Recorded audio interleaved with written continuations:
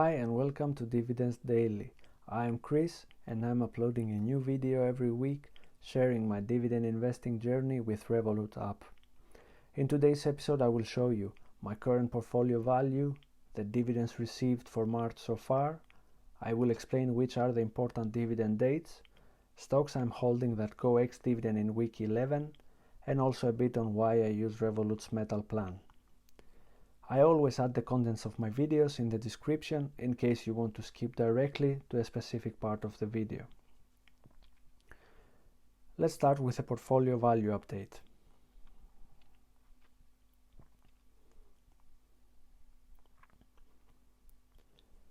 At this moment of the recording, the 8th of March 2021, it sits at $11,035, out of which 20% is unrealized gains at $1,871.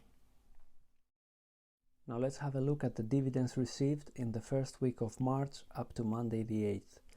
So I got 52 cents from Aflac, 62 cents from Archer Daniels Midland, 87 cents from Citigroup, 48 cents from Fastenal Company, $1.83 from Pfizer, 42 cents from Starbucks, $1.75 from Truist Financial Corp, 14 cents from Visa, and 83 cents from Welltower. That gives a total of $9.61 so far for March, compared to zero dividends in March 2020 when I first started. And that brings the total dividends received so far for the year at $69.13, which is already more than half of last year's total. There are 18 more companies that I expect to get dividends from until the end of March, which should make this my highest paying month so far. Make sure to check my first two videos where I show how my income progressed since I started this portfolio, and also remember to subscribe so we can find out together if I will manage to hit the prediction I made for 2021 on episode 2. There are 4 important dates to know and understand with regard to dividends and investing in stocks. First is the declaration date. The declaration date is the day that the corporation's board of directors announces a dividend payment. The board will also announce the record date and the payment date of the dividend. Second and most important is the ex-dividend date. The ex-dividend date is the first day on which new buyers of a stock will not receive the dividend. This day is usually 2 trading days before the record date, because stocks settle 3 days after the trade date. Third, the record date. The record date is the date after which new buyers of the shares will not qualify for the pending dividend payments.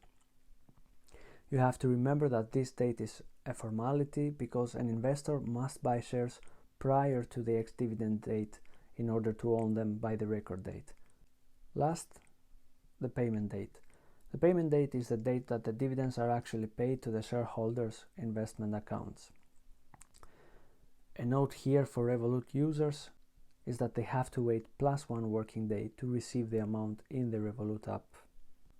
Also keep in mind that the stock share price usually decreases on the ex-dividend date by an amount equal to the dividend paid, because the dividend is a decrease in the company's assets and the adjusted share price will reflect this.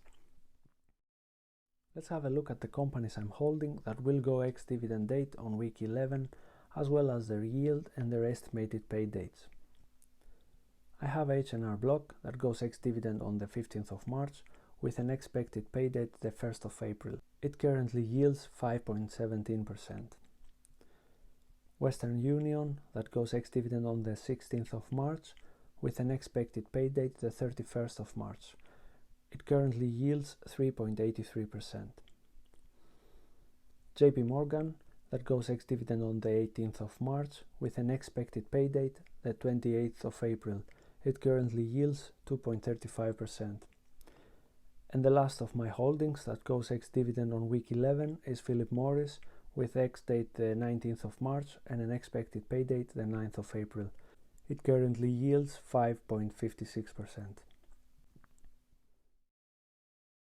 A friend of mine who's not involved with investing watched my videos the other day and he asked me, "Okay, I can see how much you've made in dividends per month, but what about Revolut's metal plan cost you have to pay?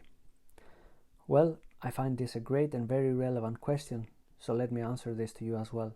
I first bought the metal plan in July 2020, after calculating that I had by that time paid $51 in commission fees.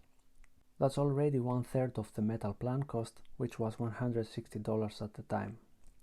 After counting all my transactions since I went metal, it turns out that I am doing an average of 23 per month, minus 3 trades that used to be for free for standard accounts. That's still 20 transactions that I would have to pay commission for if I wasn't metal. That would be a cost of $27 per month, while metal, if paid yearly, is $13 a month. So basically, I can argue that I am saving $14 a month. But to conclude, the reason why I won't be subtracting the metal cost from my monthly dividends is simply because at the time I will have to renew it, I can sell some fractional shares with a total value of $160 from companies that either lowered their dividends or completely cut it, which will not have a significant impact on my dividend income. I hope that makes sense. Let me know your thoughts.